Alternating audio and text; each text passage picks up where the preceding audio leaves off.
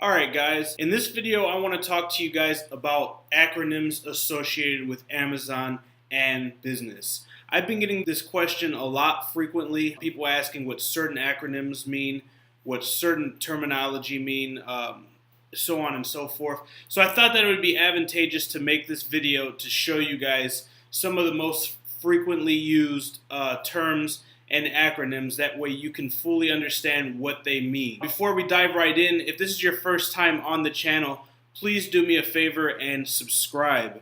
Next to the subscribe button, you are going to see a little bell. Click the bell for the notifications. That way you can be alerted every time I make a new video and you can be first to market, first to dollar.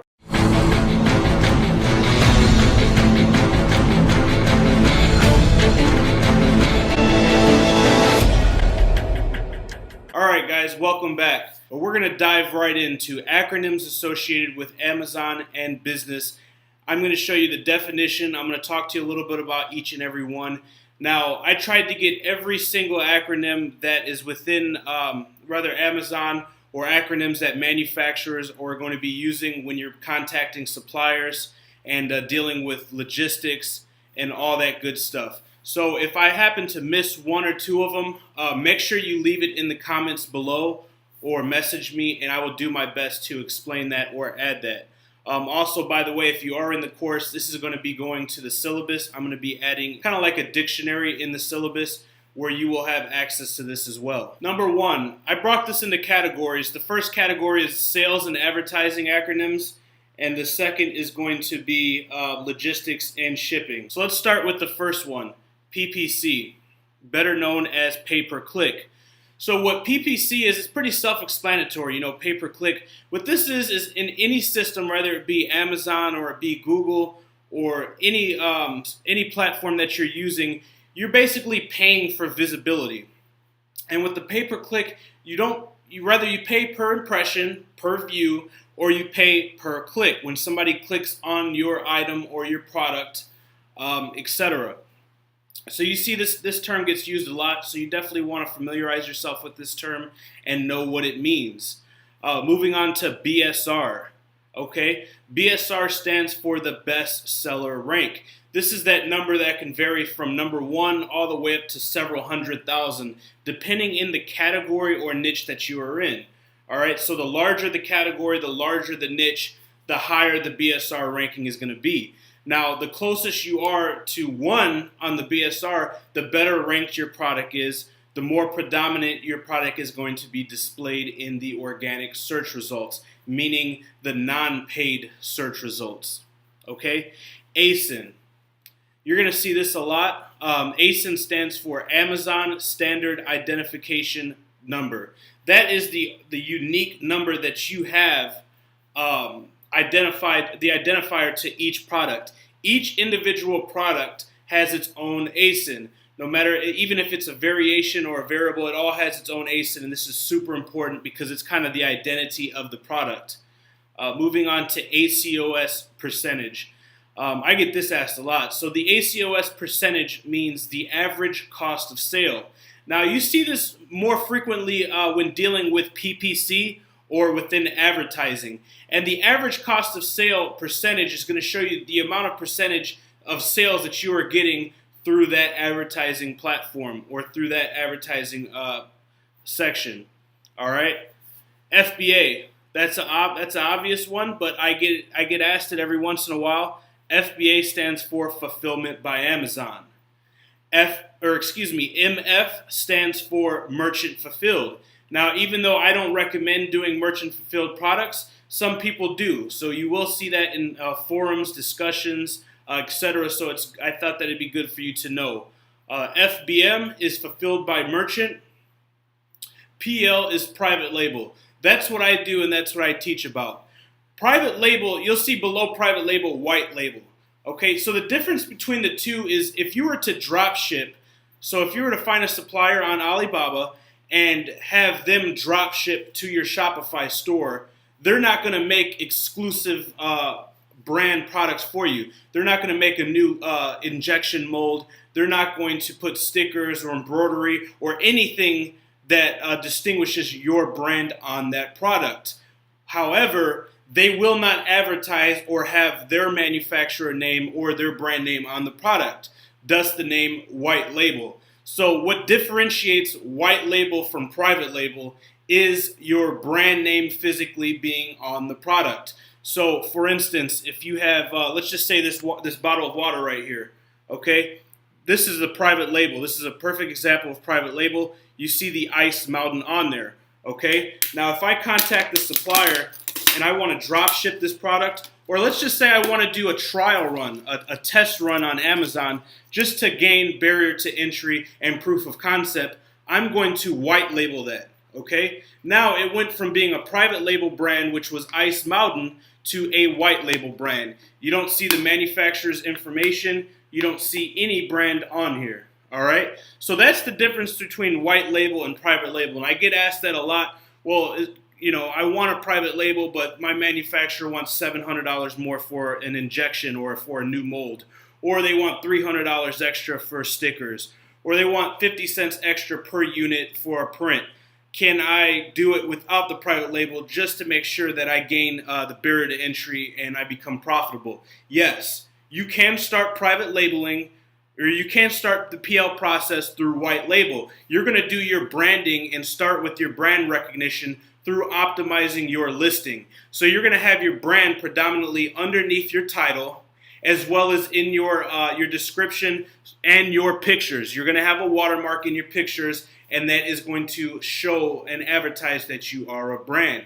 Once you gain profitability and you gain barrier to entry, on the next initial run, maybe where you increase your MOQ or minimum order quantity, you can then start with a new mold or a sticker or embroider or whatever is feasible for your product. All right, moving on to RA, retail arbitrage. Below retail arbitrage, you'll see OA, which is online arbitrage. I'll kind of knock both of these out together. So arbitrage in general is when you take something and you resell it, a brand name and you resell it. So retail arbitrage, for an example, would be you going to the Goodwill and finding a brand name shirt and reselling it on eBay, or you going to Walmart and buying a clearance toy and then sending it to Amazon and selling it on Amazon. Online arbitrage is where you source the products directly online and send them directly online to Amazon, and you sell them directly on the platform. That's online arbitrage. So I don't do arbitrage. I don't really talk too much about arbitrage, but a lot of people do arbitrage, especially when starting out. It's not as sustainable as private labeling, but when I started out and I didn't have the months, it's really good for you in the starting stage as being the bottom step. So you got to look at success like a ladder or steps. You can't jump from the floor to the top step. You have to go in sequence. You have to go, take one step at a time. So for a lot of people that don't have a stable job, or they don't have capital saved, or they don't have a line of credit with a financial institution, retail arbitrage or online arbitrage has helped a lot of my students and a lot of people in this industry gain the necessary amount of capital to start their first product or maybe acquire Jungle Scout, so on and so forth. So I wanted to have that in there just to hit on that subject really quick. Next is DS, drop shipping. You might see this here and there, but mainly there is really no drop shipping available on Amazon. That's more eBay and even more on e-com, like we talked about earlier, where you get the white label product from China. You have them drop ship it directly to the customer that purchases from your Shopify store. That would be an example of drop shipping. And you make purchases. You purchase the product when the consumer purchases it from you. That way you hold no inventory. You really don't have to deal with logistics, anything like that. You just drive the traffic to a platform. When the customer or the consumer purchases, the manufacturer ships directly to the consumer, and it has your receivable information on there. Okay, so that's what drop shipping is. Now, ROI, better known as return on investment. Now, even though you may not see this predominantly throughout the platform and throughout different forums, it is very important that you know what ROI is. in any business that you are in, whether it be Amazon or anything that you're doing. ROI stands for return on investment. Okay, and you'll see I have an example right here. Let me highlight it. Oh, crap. That's not working. There we go. Let me make sure you guys on Instagram can see it. All right, we're good. An example, if your all-in cost of product is $10 and you receive in total $15 after the sale, your ROI or return on investment is 50%. Okay? Next, you're going to see PM, which stands for profit margin. I also have an example. Now, even though your profit margin and your ROI seem similar, they are different, because your return on investment is the total amount after advertising, after any cost that goes in it, and your profit margin is the margin on your product prior to receiving all the proceeds. Okay, so an example of is a product costs $3 to make and it sells for $10. Your profit margin is 70%. Now you're still going to have fees, and you're still going to have other variables that go into that, which in result is going to give you your ROI, which is the end result. All right, that's the bacon you take home. Now MSRP stands for manufacturer's suggested retail price. You'll see this in Amazon. You'll see this in a lot of different stores. Okay, and they use this for a psychological aspect. 90% of the times you'll see an MSRP or a suggested MSRP, and then you'll see the price lower. Now what this does is your mind is going to trigger to itself, okay, this product is worth this value because it has this MSRP. So when you see that crossed out and you see a lower price, maybe an exact price, you'll see, for instance, Walmart, Costco. These are some big Fortune 500 companies that use this psychological tactic. Is you'll see an MSRP or suggested MSRP of $39.99, then you'll see it crossed out and you'll see an exact price of what? $29.97. $29.47, usually ending in a 7, not a 9, because when a price point ends in a 9, your mind rounds it up to the nearest tenth. Now your mind perceives that as a whole number. So the way that the psychological aspect behind it is, if it ends in a 7, or a 4, okay, that's before a whole number, and you're not going to round that up to the nearest tenth.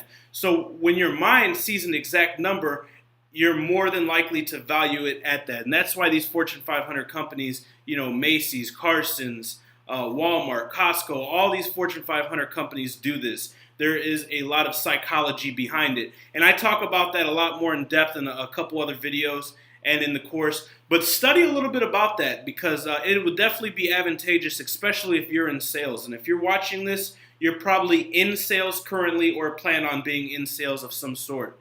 All right? So last on the page is VA, which stands for virtual assistant. A virtual assistant is basically an employee that is not in front of you, an employee that's rather overseas or in a different country or in a different state that works for you over the internet or over the computer.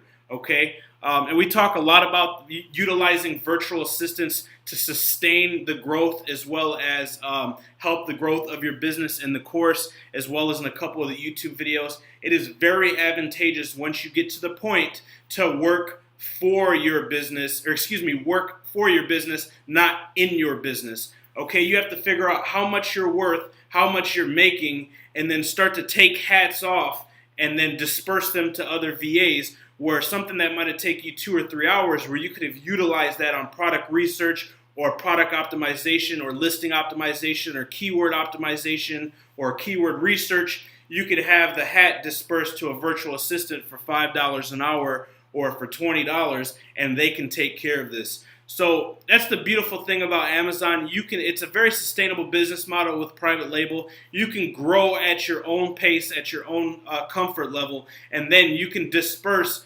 different jobs to virtual assistants. Okay, Amazon works 24/7, 365, and there's VAs in different parts of the country that they're working for you while you're sleeping. All right, so that's called leverage. That's something you want to do. Is you want to utilize the VAs for leverage to help sustain and to help grow your business. All right, so let's move on to the third section. And everybody on Instagram, I'm sorry, I'm not trying to ignore you. I'm currently recording live on YouTube as well. So once we wrap this up on YouTube, I'll go back on Instagram and I'll answer all or any questions that you guys have. Thank you for being patient, and thank each and every one of you for joining. Okay, so number 3, shipping and logistics acronyms. So I tried to break these into 2 parts where they're relevant. All right, this is the bulk of the questions, because when people start contacting suppliers or manufacturers, they start dropping these acronyms, and a lot of people don't know what they are. And what that happens is that makes you uncomfortable, and it makes fear starts to arise because you don't understand what's going on. So I want to make sure that I hit on all these. These are some of the most frequently used acronyms when dealing with manufacturers, be it overseas or stateside. Okay, and if you guys need to, pause this, screenshot it, come back and watch it, save it, whatever you do. I'll be uploading this to the syllabus in the course as well, so all of you guys who are in the course will have access to this. So let's dive right into it. DDP. DDP stands for Delivered Duty Paid. A transaction where the seller pays for the total cost associated with transporting goods and is fully responsible for the goods until they are received and transferred to the buyer. Okay? And it's really important that you take the time to really read these and resonate with these. That way you can differentiate, because every supplier operates differently, and you want to know how you want to operate, not how they want you to operate, okay? So when you're going right into negotiating with these suppliers and these manufacturers, you can tell them right away, this is how I want to ship, all right?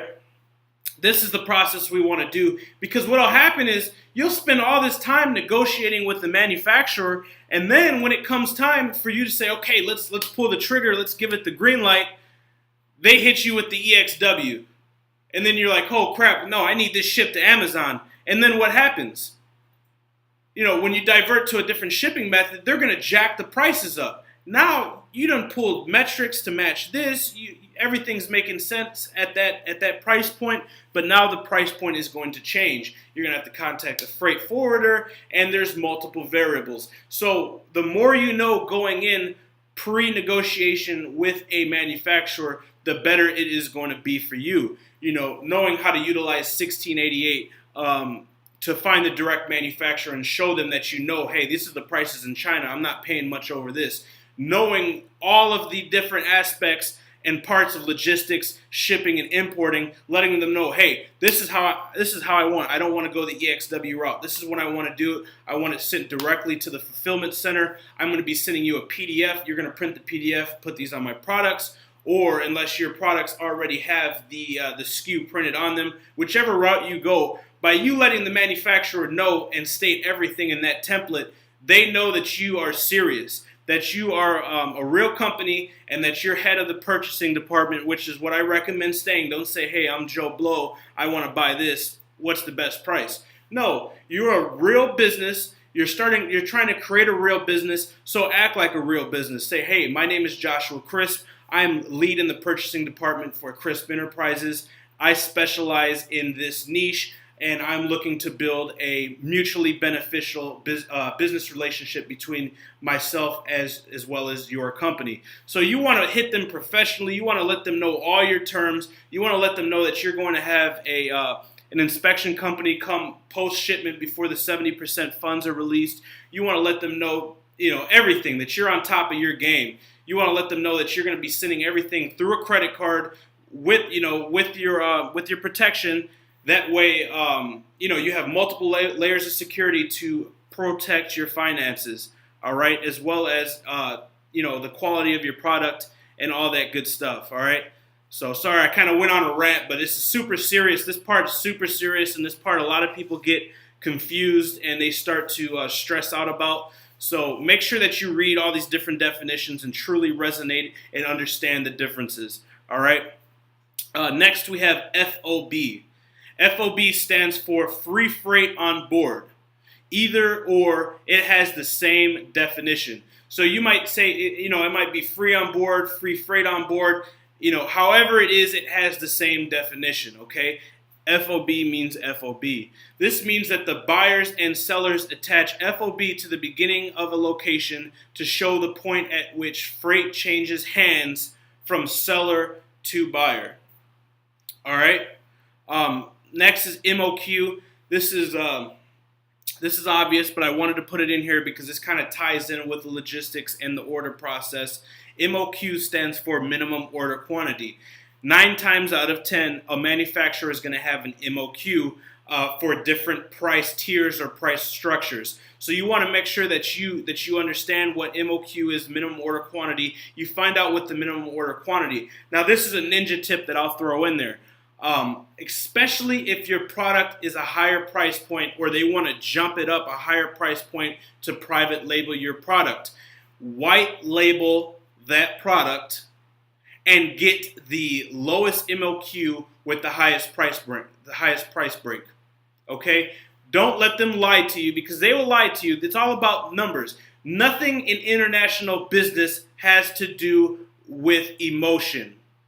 They operate solely off of percentages, dividends, and commissions. Once you understand that, you're going to operate at a better success rate. You are going to be able to close deals like a pro, and you are going to just go in for the kill and get the best rates possible. So you truly have to understand that there's no emotion involved with international sales. It's strictly dividends, percentages, and commissions. All right? So when you're starting out, especially if it's a somewhat saturated or maybe it's a semi-seasonal item, if they're trying to jack the rates up, because when you private label a product, that's multiple steps in their manufacturing process, whether they have to, fabricate a mold or create a new injection mold, or they have to create boxing or packaging solutions. And if it's not the direct manufacturer and you're dealing with the distributor, they have to send it to somebody else. They're not going to tell you this, but they're not doing all this in-house. So the more touches,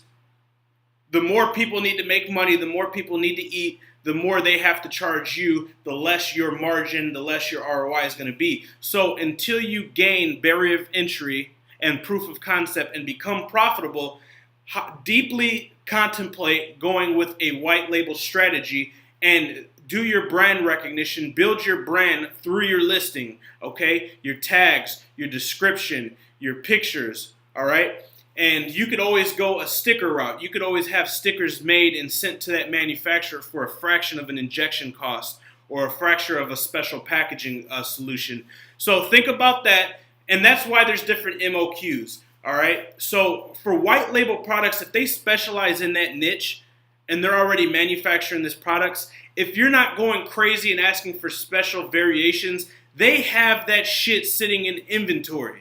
If they are the man, if they're not some little company, and remember how I showed you guys to see if they're not some little company, if they're the man, look up on Alibaba, the right tab, look up their business credentials. It's going to show you the amount of annual revenue as well as the amount of employees. If they have under 10 employees and under 5 million in gross revenue, they are not the man. They're contacting the man and making a commission. All right? So I'm trying to stay punctual and keep moving forward, but I just try to hit on that stuff so you guys understand. But I've got another video on YouTube labeled How to Find the Best Manufacturer. If you guys have not watched that video, watch that video, and it talks about all that different stuff I was just hitting on. It iterates on all that stuff in great detail. Next, we have EXW, an international trade term that describes an agreement in which the seller is required to make goods ready for pickup at his or her own place of business. All other transportation costs, risk are assumed by the buyer. Now, that's why I say really read and understand and resonate with the differences, because 9 times out of 10, they are going to try to stick you with EXW. And if you want to go another route, there is going to be an increase in prices. So I talk about this in the course. I'm sure you can find it somewhere else on YouTube. But you want to go with a freight forwarder like Freightos.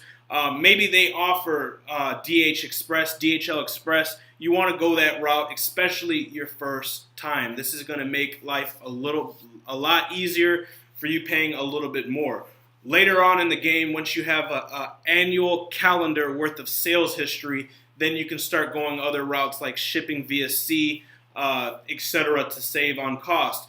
But the last thing you want to do when you're starting out, especially when you start to spike the A9 algorithm and gain sales, is run out of inventory. If you're in a popular niche or a niche where there's people flooding in, which if the margin's great, trust me, there is people trying to get in that niche. What happens is when you run out of inventory, you're dropping and you're dropping and you're dropping and you're dropping in the BSR. Not only are you losing sales, every hour, there's 24 ticks in a day. That's why BSR uploads and changes every tick or every hour. Okay, every hour that goes by, you're losing money, you're losing sales, and you're losing rank. And the longer you're out of inventory, the harder it is to climb back up in the organic search results and gain your BSR ranking back. All right, so listen to me, that's super important.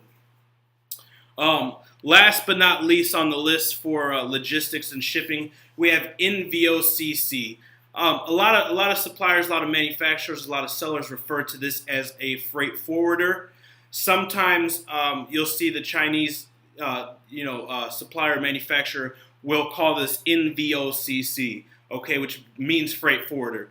This is a non-vessel operating common carrier, a person or company that organizes shipments for individuals or corporations to get goods from the manufacturer to a market, customer, or final destination.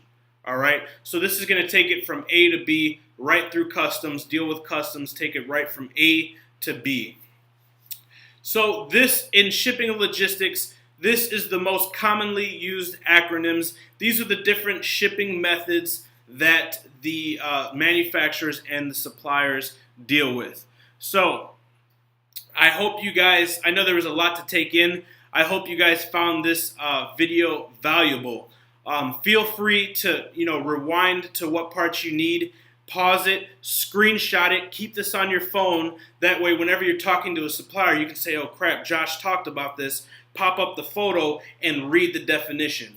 That way, it'll help you guys. You guys have a little bit of a cheat sheet and read it and read it and read it and resonate with it. That way it sticks in your mind. If they say EXW, okay, you know exactly what EXW is. If you tell them FOB, you know what FOB is. If they tell you they have an MOQ of this, you know, okay, this is what the MOQ is. If they're talking about different terminologies, or you're seeing different terminologies throughout the dashboard, you can pull the cheat sheet up and you'll know exactly what it is. So screenshot it, keep it, reread it, resonate with it. If this is your first time watching any of my videos or first time to the channel, please subscribe, leave a comment, click the bell next to the subscribe button. That way you're notified of each and every video that I make. I try to drop new videos with pure content daily. No fluff, no sales, just pure valuable content that will help you guys become financially free, location independent. That way you can live the life you truly deserve. We'll talk to you guys next time.